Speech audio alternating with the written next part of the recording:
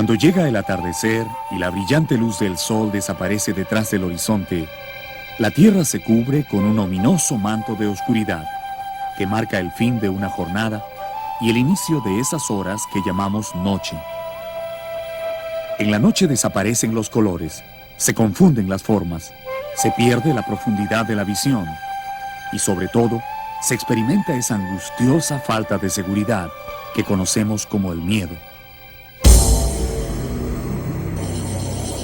La oscuridad atemorizaba a nuestros antepasados primitivos, que luchaban contra ella encendiendo fogatas y haciendo sonar sus tambores para ahuyentar a los posibles demonios de la noche. Luego, a través de la historia, los hombres la combatieron utilizando antorchas de aceite, lámparas de carburo y candiles de gas, siempre con el propósito de iluminar la noche. Hasta que un día descubrieron la más poderosa de las energías para vencer a las sombras, la electricidad. Las luces son la alegría de la noche. Las calles y plazas iluminadas atraen a las personas, las invitan a salir y les dan seguridad para disfrutar de la vida nocturna. Con la electricidad hemos vencido a la noche prolongando el día y con él todas las actividades de nuestra vida. La electricidad llegó al Perú el 15 de mayo de 1886 y lo primero que hizo fue iluminar la Plaza de Armas de Lima ante los asombrados ojos de los vecinos. El hombre que todas las tardes caminaba por las calles encendiendo uno a uno los mortecinos faroles a gas del alumbrado público, ahora solo tenía que levantar un interruptor para que la luz inunde la plaza, llenándola de formas y colores nuevos. Para la gente de ese tiempo, eso fue como un supremo acto de magia. Y cuando poco después los motores eléctricos empezaron a mover los tranvías, antiguamente arrastrados por caballos o burros, la magia fue también la única explicación para la nueva tecnología. La lámpara, el candil, el farolero, la iluminación a gas y la iluminación eléctrica fueron elementos que fueron considerados como actos de magia. La gente los entendía como telégrafo con luz, porque por unos canales invisibles llegaba una fuerza que podía iluminar. La electricidad es sin duda el motor más importante de la vida moderna. Su presencia resulta indispensable para la industria, el transporte, las comunicaciones y un sinnúmero de actividades de la vida cotidiana. Sin embargo, se ha hecho tan familiar en nuestras vidas que pocos recuerdan cómo nació esta maravilla de la ciencia y cómo es capaz de llegar casi con la velocidad de la luz, desde las misteriosas centrales donde se genera hasta la habitación donde encendemos un interruptor. Hoy vamos a conocer la historia de un hombre a quien le debemos el desarrollo de la electricidad en nuestro país. Un auténtico sabio que, conociendo el enorme potencial de esa energía, se esforzó en buscar y señalar los sitios más adecuados de nuestro territorio en donde pudiéramos producir la mágica electricidad que es el símbolo de nuestro siglo. Su nombre es Santiago Antúnez de Mayor. Aija es un poblado típicamente serrano, suspendido en las frías laderas de los cerros del departamento de Ancash, a 3.460 metros sobre el nivel del mar. Sus calles angostas y empinadas, bordeadas de campos donde crecen el eucalipto y la retama, dieron alguna vez hospitalidad al sabio italiano don Antonio Raimondi, quien al visitarla en el siglo pasado, la bautizó como la perla de las vertientes, destacándola del resto de pueblos de la región por la pujante laboriosidad y espíritu de superación que caracterizaba a su gente. En una época Aija fue, digamos, la cuna intelectual de Ancash. También decía que durante la guerra con Chile, el único colegio de secundaria que funcionaba prácticamente en Ancash, no sé en qué otro lugar de la República, era en Aija. Fue en esa tierra, adornada con riachuelos y cascadas, donde nació Santiago Ángel Antúnez de Mayolo Gomero en la mañana del 10 de enero del año 1887. Santiago fue el primero de los 6 hijos del matrimonio formado por don Ángel Antúnez de Mayolo y doña María Bárbara Gomero. Los Antúnez de Mayolo eran en aquel entonces una de las familias más conocidas y respetadas del departamento de Ancash. Don Ángel hacía minería y era también dueño de numerosas haciendas que le proporcionaban una sólida posición económica. El paisaje andino que servía de marco a su infancia despertó en Santiago desde muy temprano el interés por llegar a conocer y dominar los secretos de la naturaleza. Tal vez ya intuía entonces que los humildes pobladores de Aija y otras comunidades lejanas del Perú merecían mejores condiciones de vida y que acaso las imponentes montañas y los caudalosos ríos que los rodean estarían dispuestos a dárselos si alguien se atrevía a conquistarlos. Una de las anécdotas más recordadas de su infancia relata que un día llegó corriendo ante su padre, que se encontraba en compañía de varios familiares y amigos, y le presentó un objeto misteriosamente oculto con una tela. El intrigado caballero se apresuró a descubrirlo, y junto a los presentes contempló con admiración una pequeña casa de metal que el chico había construido con restos de latas que encontró en el depósito de la casa. Tu hijo va a ser ingeniero, profetizaron los amigos, y el tiempo se encargaría de darles la razón.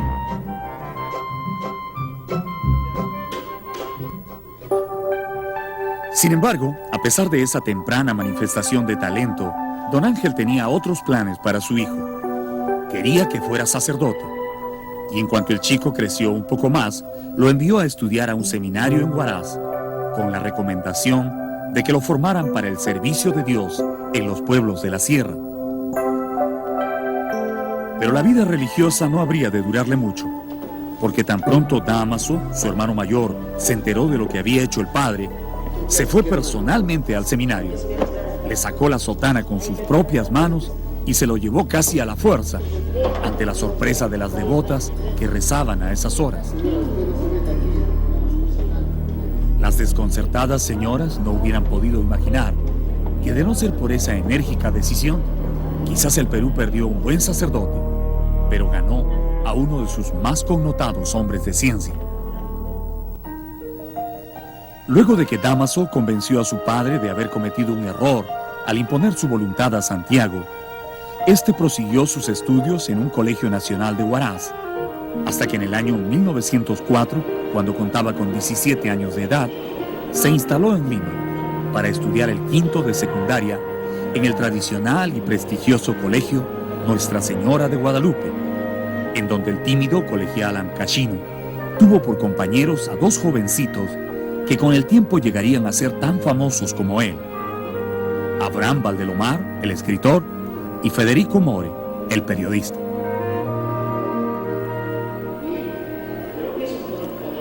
Santiago no tardó en destacar en las aulas guadalupanas, sobre todo en el campo de las ciencias, en donde constantemente sorprendía a profesores y compañeros de aula con sus primeros experimentos en el campo de la electricidad, que por entonces ya había comenzado a ser explicada científicamente en los colegios. Al finalizar el año escolar de 1904, el sencillo y aplicado colegial se hizo merecedor del premio de excelencia por aprovechamiento, convirtiéndose en el alumno más destacado de la promoción y recibiendo en el acto de clausura las felicitaciones del entonces presidente de la República, don José Pardo y Barreda. Para entonces Santiago ya tenía claro que su destino era la ciencia. Creía firmemente que a través del estudio y la investigación llegaría algún día no muy lejano a aportar algo valioso para el desarrollo de su patria. ¿Cuál sería su gran proyecto científico? Aún no lo sabía con certeza. Pero el tema de la electricidad siempre rondaba su imaginación de estudiante. En el año 1905 ingresó a la Facultad de Ciencias de la Universidad Nacional Mayor de San Marcos, cuyo decano era entonces el ilustre doctor Federico Villarreal, fundador de la Escuela Matemática Peruana. En la casona de San Marcos se fue definiendo aún más su profunda inquietud científica y su insaciable afán por aprender más cada día, incursionando en los campos más complejos de las matemáticas y la física. Pero aun cuando era el alumno más destacado, jamás dejó de lado su sencillez y buena disposición para con sus condiscípulos. Cuentan que entre aquellos compañeros de clase a los que ayudó desinteresadamente con lecciones de matemáticas, se encontraba un joven aristócrata limeño, a quien Santiago alentaba constantemente a interesarse más en las ciencias, sin sospechar que más adelante ese amigo llegaría a ser presidente del Perú. Su nombre era Manuel Prado Ugarteche. Luego de 2 años de arduo estudio en San Marcos, Antúnez de Mayolo se graduó con honores recibiendo el grado de bachiller en Ciencias Matemáticas en diciembre del año 1906. Y nuevamente, durante la ceremonia de clausura, volvió a encontrarse con las felicitaciones de José Pardo y Barreda, quien se hallaba cumpliendo su segundo mandato presidencial. Al regresar a su pequeña y querida Aija cargado de honores académicos, la alegría de sus triunfos se vio empañada con la noticia de la muerte de su padre. Allí, en los funerales, se enteró conmovido que don Ángel, antes de morir, había vendido una de sus haciendas para asegurar que su hijo pudiera viajar a intentar una especialización científica en la lejana Europa. El viejo hacendado estaba convencido de la gran valía de su muchacho, y aunque ya no podría verlo crecer intelectualmente, se encargó de señalar en su testamento que nada debía obstaculizar la educación de su brillante heredero. De regreso en Lima y un tanto desorientado, el joven universitario pidió consejo a uno de sus profesores en San Marcos. Este le recomendó continuar sus estudios en la Universidad de Grenoble, en Francia, en donde podría especializarse como ingeniero electroquímico. En noviembre de 1907, Antúnez de Mayolo partió a Europa y se convirtió en el primer alumno latinoamericano en la historia del Instituto Electrónico de la Universidad de Grenoble.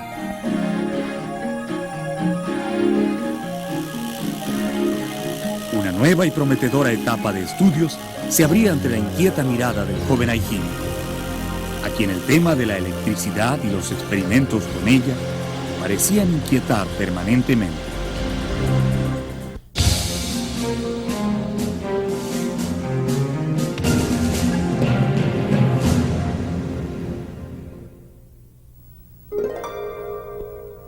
Tras una ausencia de 5 largos años dedicados al estudio en universidades de Europa y Estados Unidos, el flamante ingeniero Santiago Antúnez de Mayolo volvía ahora a recorrer el camino de regreso a su tierra natal. Pero esta vez no iba solo.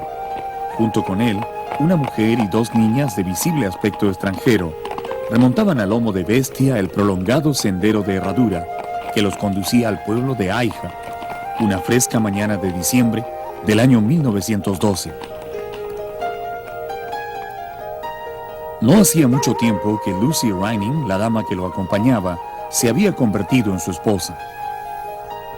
El amor había surgido en los patios de la prestigiosa Universidad de Columbia en Nueva York, donde él seguía un posgrado de ingeniería y ella estudiaba nutrición.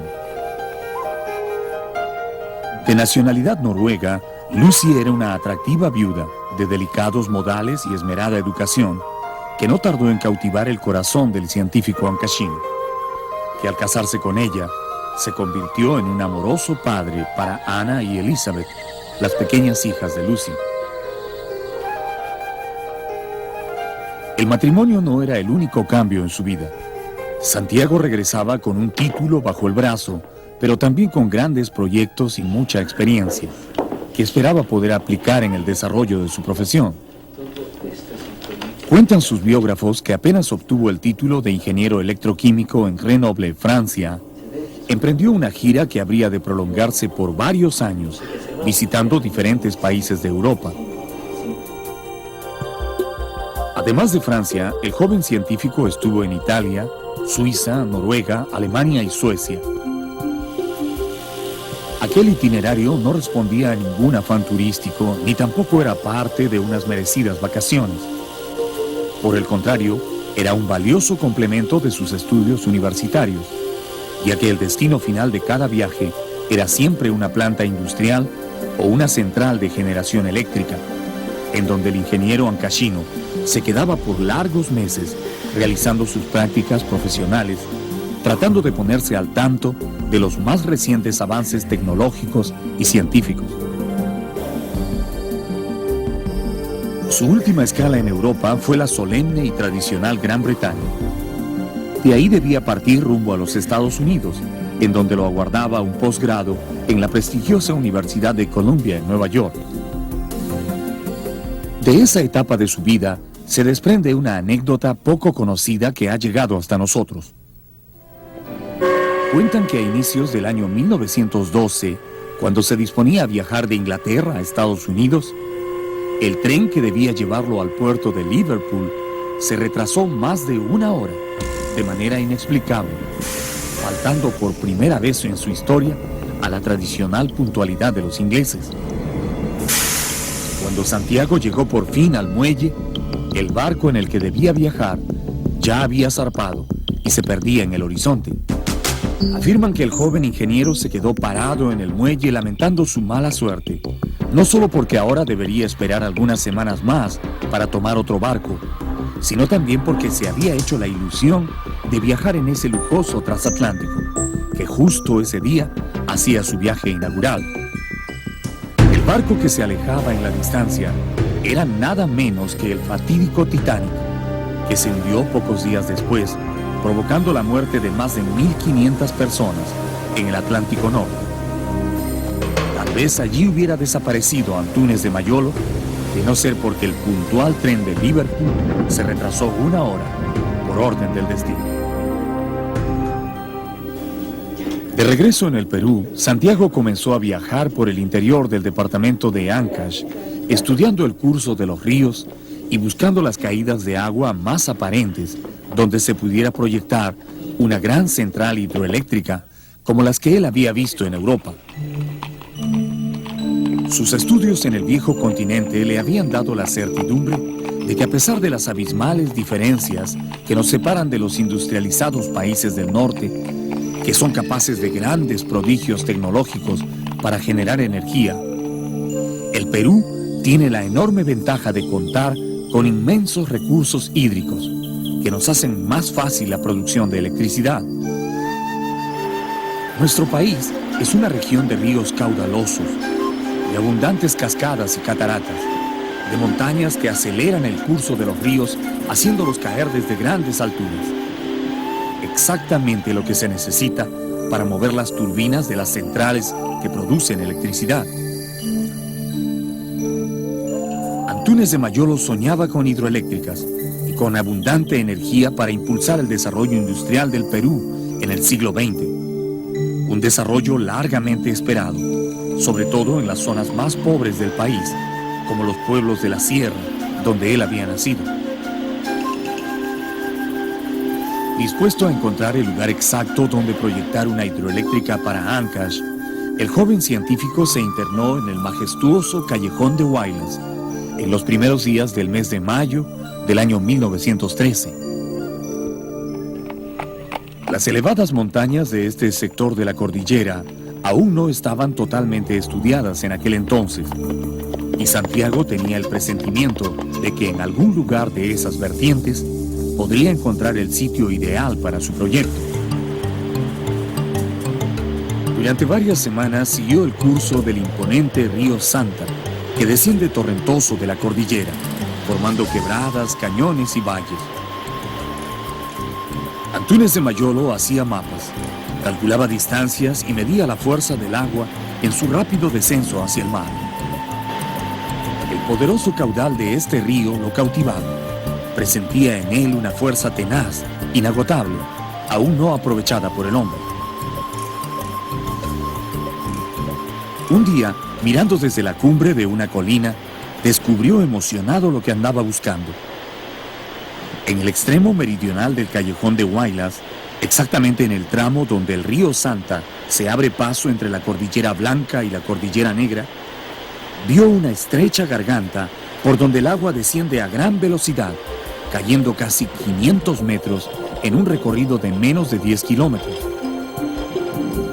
Ese lugar extraordinario es el Cañón del Pato, un sitio que para los ojos de cualquier viajero solo sería un hermoso paisaje. Para Antúnez de Mayolo fue como una revelación de la naturaleza. Este es el lugar exacto para instalar la central hidroeléctrica más grande de Ancash, se dijo a sí mismo, y el tiempo le daría la razón.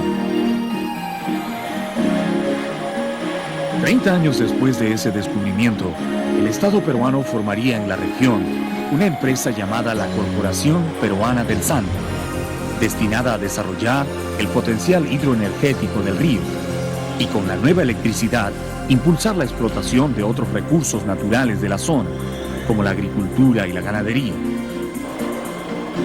Con el tiempo, la central del Cañón del Pato haría posible instalar una planta productora de acero en Chimbote, y sería fundamental en el desarrollo de ese puerto. Pero todo eso sería más adelante. En el Perú de los años 13, Santiago Antúnez de Mayolo descubriría que las ideas y los proyectos científicos no son siempre bien recibidos por la burocracia estatal. Entusiasmado por las grandes posibilidades energéticas que veía en el Cañón del Pato, el ingeniero viajó rápidamente a Lima, con la esperanza de poder convencer a los funcionarios del gobierno de la importancia que tendría construir una potente hidroeléctrica en el lugar que había descubierto. En aquel entonces, el Perú solo tenía 4 pequeñas centrales generadoras de energía eléctrica, que apenas se abastecían para el alumbrado del centro de Lima. Daban energía a los ferrocarriles de Lima-Callao y Lima-Chorrillos, y movían una incipiente industria textil en la carretera central. La central que Santiago quería construir en Ancash sería capaz de generar más de 50.000 kilovatios de potencia, prácticamente el doble de lo que producían todas las centrales del Perú juntas. Un amigo con vínculos en el poder le había prometido una entrevista con el presidente de la República, don Guillermo Villingus, para que el ingeniero en persona pudiera exponer su proyecto ante el presidente. Pero la cita, varias veces ofrecida, nunca llegó a concretarse. Cansado de esperar por el jefe de Estado, Antúnez de Mayolo comenzó entonces a tocar las puertas de otros funcionarios en los diferentes ministerios de Lima. Pero allí encontró que la cosa era más difícil que con el presidente.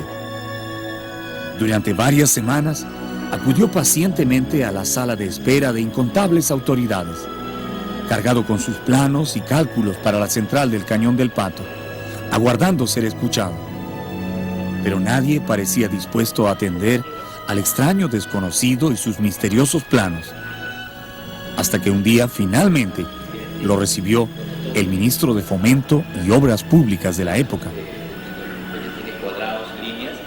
Ante él resumió de la manera más convincente que pudo la enorme importancia que tendría la central hidroeléctrica del Cañón del Pato para el desarrollo del país y sobre todo las enormes posibilidades que había de utilizar la energía para instalar industrias y fábricas que generen puestos de trabajo en el departamento de Ancash. Cuentan que el ministro lo escuchó con aparente calma e interés. Incluso le prometió revisar detenidamente el proyecto. Pero apenas dio por terminada la entrevista, desechó la propuesta sin más trámite. Lo escuchó el ministro de Fomento de la época y leyó si le pareció bonito, y cuando él salía, me cuenta él, no está escrito, me contaba él, cuando él salía de esa cita, vio que esos papeles iban al tacho de los papeles que son inútiles para una oficina pública. Habrían de pasar varios años y muchas entrevistas antes de que Santiago lograra interesar en su proyecto a las autoridades del país. Sin embargo, él sabía que el tiempo estaba a su favor. Tarde o temprano, el Perú volvería los ojos hacia la cordillera, hacia el inmenso potencial de sus ríos para generar su propio desarrollo. Era una cuestión de tiempo y él sabría esperar.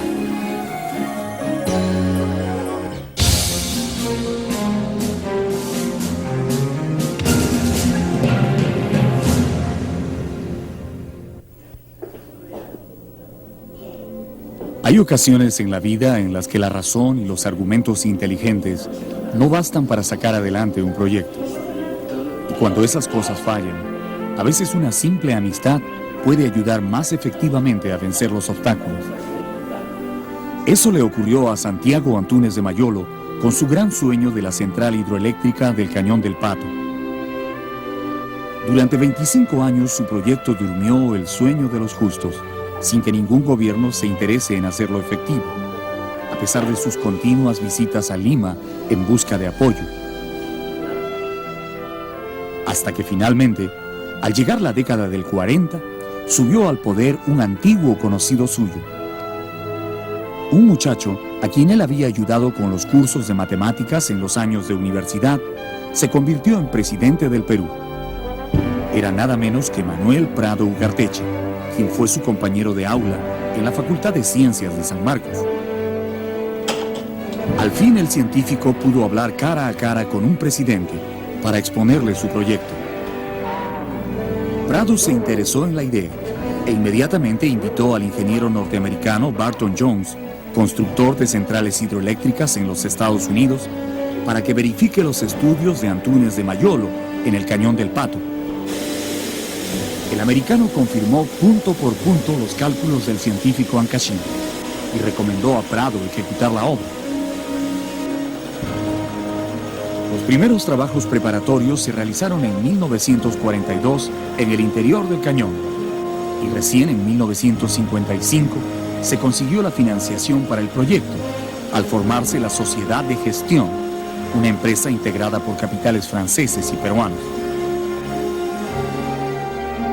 La gran hidroeléctrica del Cañón del Pato se inauguró el 6 de enero del año 1958, con una potencia inicial de 50.000 kilovatios, que años después aumentaría a 150.000.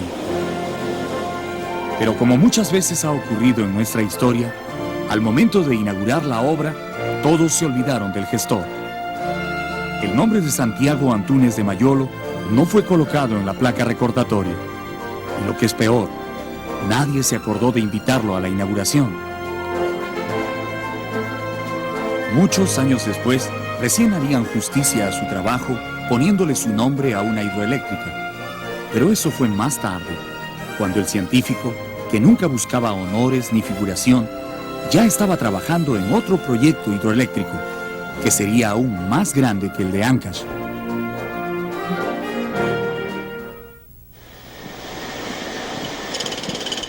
El repentino aumento de la potencia energética del Perú con las centrales que se estaban construyendo a mitad de siglo impulsó inmediatamente, como lo había previsto Antúnez de Mayolo, el desarrollo de las industrias en las diferentes ciudades de nuestra patria.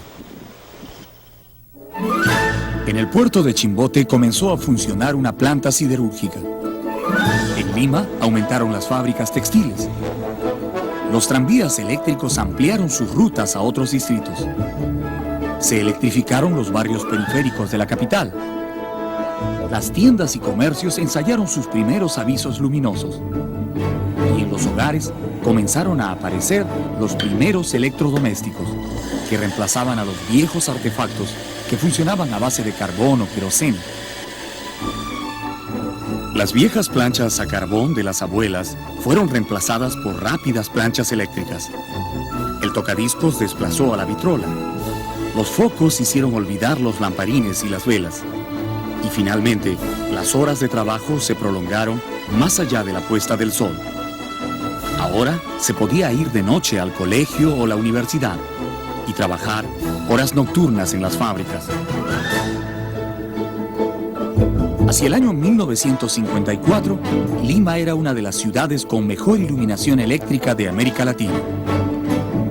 En aquel entonces, algunos empresarios ya habían comenzado a importar electrodomésticos y venderlos casi a precio de costo para crear la necesidad de usar electricidad.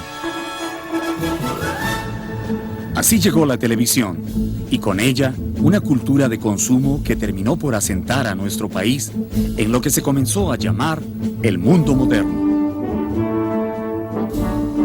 Todo esto gracias a la electricidad, que ahora es tan familiar en nuestras vidas que casi no nos percatamos de su existencia, excepto cuando hay un apagón y la oscuridad nos regresa de golpe al pasado, desapareciendo en un instante toda nuestra modernidad, que solo es posible gracias a esta invisible y limpia energía. ¿Pero qué es la electricidad? Decir que es un flujo de electrones con cargas diferentes no nos indica nada especial. Más útil resulta recordar que los antiguos griegos ya la conocían y que fue Tales de Mileto el primero que trató de explicar por qué, al frotar un trozo de ámbar con una tela, se producía una mágica energía capaz de atraer trocitos de papel y otros objetos poco pesados. Esa antigua curiosidad dio lugar a numerosas preguntas que llevó a los científicos de todo el mundo a descubrir siglos más tarde el secreto de la electricidad. Una energía fácil de transportar, no contaminante y sobre todo sencilla de transformar en otros tipos de energía. Mecánica en los motores, térmica en las resistencias de calefacción, luminosa en los focos del alumbrado y química en la electrólisis. Desde Tales de Mileto, que experimentaba con un pedazo de ámbar al que él llamaba electrón, hasta el siglo XX, en el que la electricidad domina todos los campos de la actividad humana, ha pasado mucho tiempo. Y también incontables horas de estudio de científicos dedicados a comprender la electricidad y las formas de utilizarla. El sencillo foco que encendemos en nuestros hogares es en sí mismo una pequeña maravilla científica. Idearlo y fabricarlo le tomó cientos de horas de experimentación al norteamericano Thomas Alva Edison. Esta pequeña cápsula de vidrio encierra un filamento que se calienta al recibir una corriente eléctrica y produce luz. Ahora todos sabemos que el filamento es de tungsteno y que el recipiente de vidrio debe estar cerrado al vacío para que produzca este efecto. Pero a Edison le llevó años descubrirlo. Al comienzo utilizó filamentos de cobre, de plata, de osmio y hasta de bambú, hasta que finalmente encontró el secreto que hoy nos beneficia a todos. Pero así como están los inventores que le dieron múltiples usos a la electricidad, también están los investigadores que proyectaron cómo y dónde producirla. Al finalizar la década del 50, encontramos al doctor Antúnez de Mayolo enfrascado en un nuevo proyecto: la creación de la central hidroeléctrica del Mantaro, una mega central capaz de producir más de 1 millón de caballos de fuerza de potencia, según los cálculos del científico. Estudiando el curso del río Mantaro, que desciende de las abruptas pendientes orientales de la cordillera de los Andes, el científico había descubierto ahora un lugar donde el río, obligado por la caprichosa geología andina, da una curva de casi 200 kilómetros y se acerca a sí mismo a solo 16 kilómetros de distancia. pero con una diferencia de nivel de 1000 metros. A ese sitio, Antúnez de Mayolo lo llamó Península de Tayacaja y propuso construir allí una central que aprovechase ese enorme salto de agua. Esta vez su propuesta fue escuchada con más respeto y pronto el gobierno formó una empresa llamada Corman, Corporación del Mantaro, que tendría a su cargo la construcción de la hidroeléctrica más grande jamás construida en territorio peruano.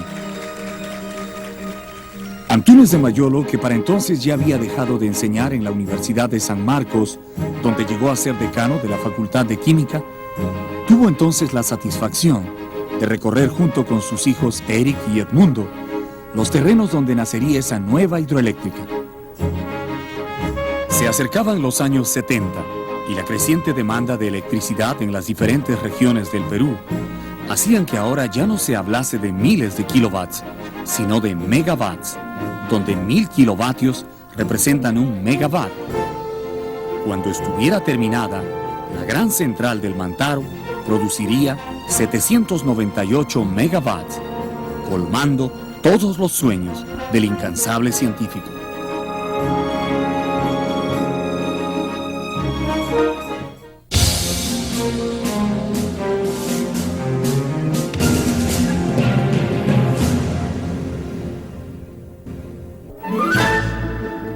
El 6 de octubre del año 1973, durante el gobierno del general Juan Velasco Alvarado, la central hidroeléctrica del Mantaro se convirtió por fin en una imponente realidad.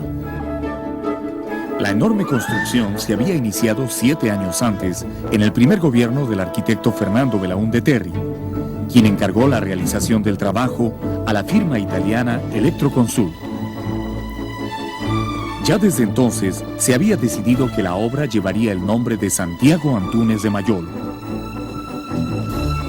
Se trataba de un merecido homenaje al hombre que había perseverado en esa investigación desde que en el año de 1943 recorrió por primera vez las orillas del río Mantaro.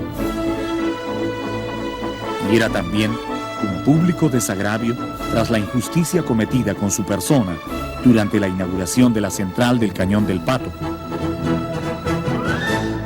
Ubicada en la provincia de Tayacaja, en el departamento de Huancavelica, la central hidroeléctrica Santiago Antúnez de Mayolo es hasta ahora la más grande y potente del país. Con una caída neta de 748 metros, cuenta en la actualidad con un total de 7 unidades generadoras, que obtienen una potencia de 798 megavatios, 5 veces más de lo que produce la central del Cañón del Pato. Ya en 1973, durante la inauguración de la primera etapa, la prensa comentaba por igual la magnitud de la obra y los 10.000 millones de soles que había costado su ejecución, así como la enorme importancia que tendría esta nueva central para dotar de energía eléctrica a los más alejados pueblos de la sierra. El sitio que Antúnez de Mayolo había escogido para la construcción de esta hidroeléctrica resultó ser tan aparente que algunos años después los ingenieros decidieron construir una segunda central un poco más abajo, aprovechando las mismas aguas que ya había utilizado la central del Mantaro, a través de una caída de 258 metros. Esa nueva central se llamó Restitución y produjo 210 megavatios más de potencia. En resumen, gracias a la extraordinaria visión de Antúnez de Mayolo, el Perú pudo hacerse con 2 centrales en el mismo río. Aquí es necesario señalar que si bien fue el sabio ancashino el que descubrió el sitio geográfico para la central, fue el ingeniero suizo Pablo Bonner el que primero propuso la idea de construir esas centrales escalonadas que, empleando la misma agua, pueden producir una mayor cantidad de energía eléctrica. Gracias a empresas como estas, el Perú comenzó a hacer realidad el sueño largamente acariciado por Santiago Antúnez de Mayolo, de aprovechar al máximo los recursos energéticos que encierran los ríos y lagos de nuestro país. En En la actualidad, el Perú tiene una potencia instalada de 4.100 megavatios, aproximadamente. Cerca del 60% de esta potencia proviene de centrales hidroeléctricas y el restante 40% se genera en las costosas centrales térmicas. Estas dos fuentes de abastecimiento presentan diferencias que vale la pena explicar. El trabajo de las centrales hidroeléctricas, como ya hemos podido apreciar, se basa en el aprovechamiento de las caídas de agua, naturales o provocadas por el hombre. Con la tremenda fuerza de esas aguas, se hace girar las turbinas, que a su vez mueven por un sistema de ejes a los generadores, produciendo la electricidad. En el caso de las centrales térmicas, el proceso de producción de energía no utiliza agua. Esta es reemplazada por gases que se generan al quemar petróleo en una cámara de combustión. Estos gases son disparados a enorme presión sobre las turbinas, que al igual que una turbina de hidroeléctrica, convierte la energía motriz en electricidad. Por su bajo costo de construcción, las centrales térmicas son el tipo de instalación energética más difundida en el mundo. Sin embargo, a largo plazo, el constante consumo de combustible, así como el alto factor contaminante del mismo, hacen que las centrales hidroeléctricas destaquen nítidamente como la mejor fuente de energía, totalmente ecológica y siempre renovable. En la actualidad, el Perú cuenta con más de 270 centrales térmicas y más de 180 hidroeléctricas de diverso potencial e interés, distribuidas a lo largo y ancho del territorio. Las hidroeléctricas son más abundantes en la sierra, donde se puede aprovechar la fuerza de las caídas de agua, y las térmicas son comunes en la costa y la selva, donde los ríos ya no tienen la pendiente necesaria. Las grandes centrales del Perú están interconectadas, de tal forma que se puede dirigir la corriente de una región a otra con la mayor rapidez en caso de urgencia. Este sistema interconectado ayudó mucho al país en la época del terrorismo, cuando las torres de alta tensión eran derribadas constantemente, interrumpiendo el paso de la electricidad. En ese tiempo, era común que en una sola noche fueran destruidas 30 o 40 torres de la línea de alta tensión que trae electricidad de la central del Mantaro a Lima. Felizmente se podía derivar la corriente por el sistema interconectado, y así la capital y otras grandes ciudades no pasaban mucha angustia. Desde los lejanos días en que se proyectaron las primeras centrales hasta hoy, hemos construido muchas fuentes generadoras de energía. Sin embargo, aún no hemos desarrollado más que una ínfima parte de nuestra verdadera capacidad. Según datos de Electroperú, el potencial hidroeléctrico aprovechable se calcula en 60.000 megavatios, mientras que la fuerza instalada en centrales hidroeléctricas actualmente apenas llega a menos del 5% de esa riqueza aprovechable. Hay docenas de ríos, lagunas, lagos, cascadas y cataratas gigantescas, esperando su momento para entrar en acción, impulsando nuevas centrales.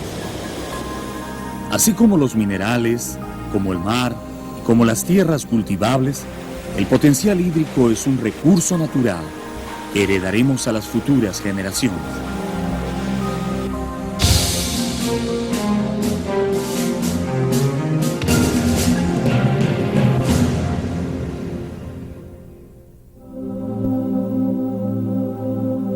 El mediodía del 20 de abril del año 1967, un inesperado ataque cardíaco acabó con la vida del ingeniero Santiago Antúnez de Mayolo, a los 80 años de edad. La noticia tomó por sorpresa a todos aquellos que lo conocían o habían trabajado con él.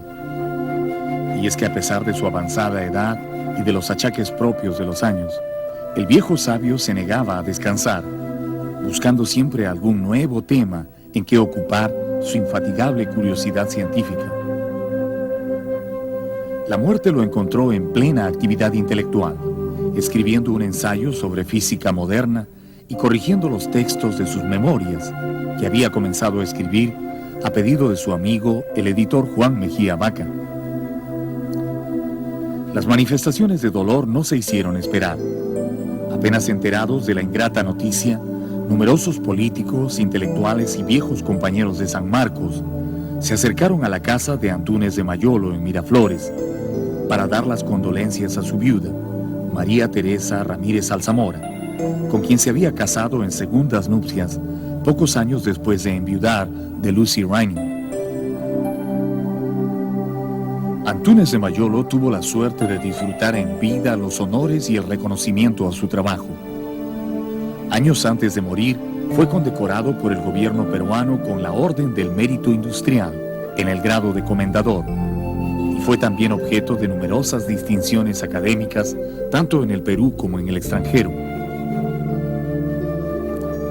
La noticia de su muerte fue seguida en los diarios por numerosas historias que relataban la obstinada y solitaria lucha de Santiago por lograr que el Perú se transforme en un país industrializado, gracias al aprovechamiento de su enorme riqueza hídrica. Y quienes lo conocieron hablaron también de los muchos campos del saber humano en los que este silencioso hombre de ciencia había incursionado. Viejas ponencias y antiguos artículos que abordaban materias tan diferentes como la física, la química, la historia o la arqueología, abandonaron la oscuridad de los archivos y salieron a la luz, revelando en toda su impresionante magnitud al disciplinado investigador, al cual ningún tema le parecía ajeno, y que había ganado con justicia el calificativo de sabio. Para muchos fue, por ejemplo, una novedad enterarse de que Antúnez de Mayolo trabajó muy de cerca con el doctor Julio César Tello, dibujando las cabezas, estelas y frisos que aquel desenterraba en los sitios arqueológicos, y ayudando a trazar la perspectiva arquitectónica de los monumentos antiguos. Hoy, a más de 30 años de su muerte, sus estudios y proyectos para el desarrollo energético del Perú son todavía objeto de elogio. Pero lo es más su persistencia, sin la cual ninguno de sus proyectos hubiera podido hacerse realidad. Yo creo que lo más importante de él sería su interés en poder proporcionar los elementos que pueden desarrollar el país. ¿Cómo podemos dar oportunidad para que se desarrolle? ¿Y qué es lo que debemos hacer para ello? Me parece lo más importante. Yo creo que eso es lo que trató de hacer. Santiago Antúnez de Mayolo es uno de esos héroes civiles que han forjado el Perú, dedicando una vida entera a estudiar sus posibilidades y produciendo cosas reales para impulsar su desarrollo.